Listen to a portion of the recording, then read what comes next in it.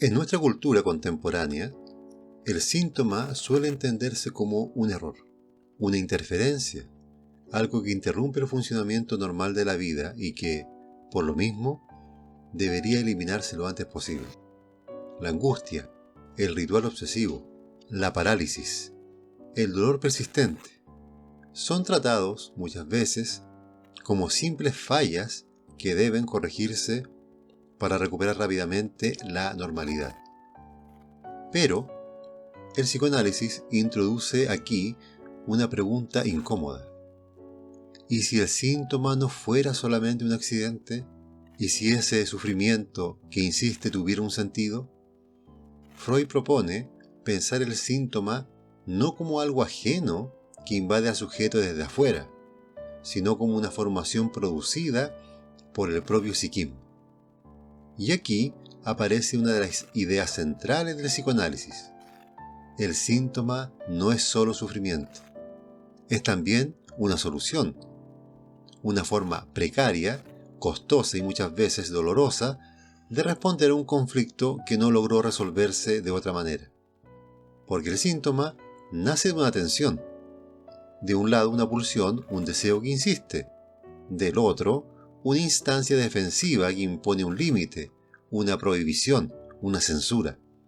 Cuando ese conflicto se vuelve difícil de sostener, el psiquismo busca una salida intermedia. Y esa salida es el síntoma.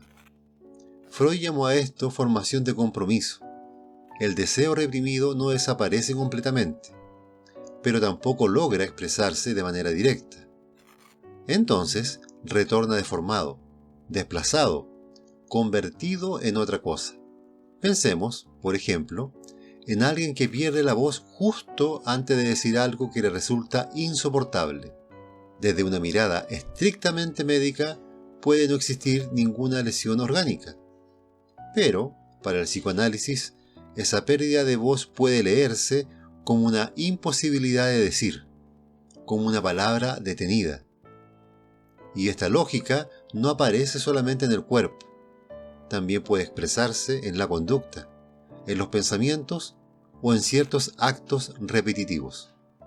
Tomemos el caso del ritual obsesivo. Una persona revisa una y otra vez si cerró la puerta. Racionalmente sabe que ya lo hizo. Pero el problema no está realmente en la cerradura. Mientras la atención queda fijada en ese ritual, otra angustia más profunda permanece, pero fuera de escena. Algo parecido ocurre en muchas fobias. El miedo parece concentrarse en un objeto externo, un ascensor, un avión, un espacio cerrado. Pero ese objeto funciona muchas veces como soporte de un conflicto interno más difícil de reconocer, porque resulta más tolerable temerle a algo concreto y evitable, como el ascensor, que enfrentarse a una angustia que no encuentra representación clara. Y aquí aparece uno de los puntos más complejos del problema. Si el síntoma provoca sufrimiento, ¿por qué persiste? ¿Por qué muchas veces el sujeto parece aferrarse a él incluso sin saberlo? Freud observa que en el síntoma existe también una forma de satisfacción. No placer en el sentido habitual, sino algo más contradictorio. Lo que psicoanálisis llamará goce. Una satisfacción inconsciente que organiza la posición del sujeto, le otorga cierta estabilidad y, en ocasiones, incluso una identidad. Por eso, el síntoma no desaparece simplemente al intentar eliminarlo. Si no se comprende la función que cumple, el conflicto tiende a reaparecer bajo otra forma.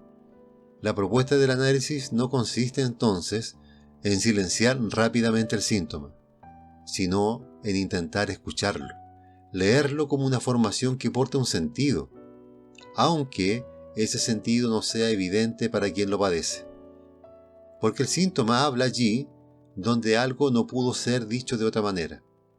Y el trabajo psicoterapéutico comienza precisamente en ese punto, tratando de descifrar qué conflicto, qué deseo o qué verdad intolerable está siendo sostenida por ese sufrimiento que insiste.